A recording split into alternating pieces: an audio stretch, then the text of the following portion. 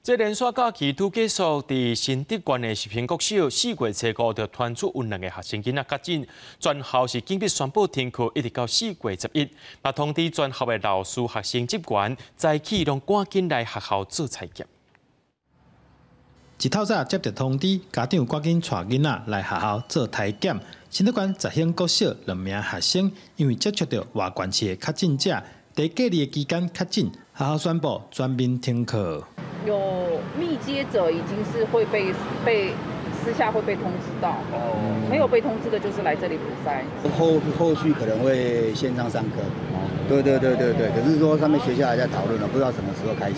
8点我们的大安医院就进驻，现在正在采检，那总共人数大概2000多位哈，那2000多位我们预估今天都可以把它采检出来。另外一间国小包1名学生家长确诊，全班停课1天；各补习班2名外籍教师确诊，停课10天。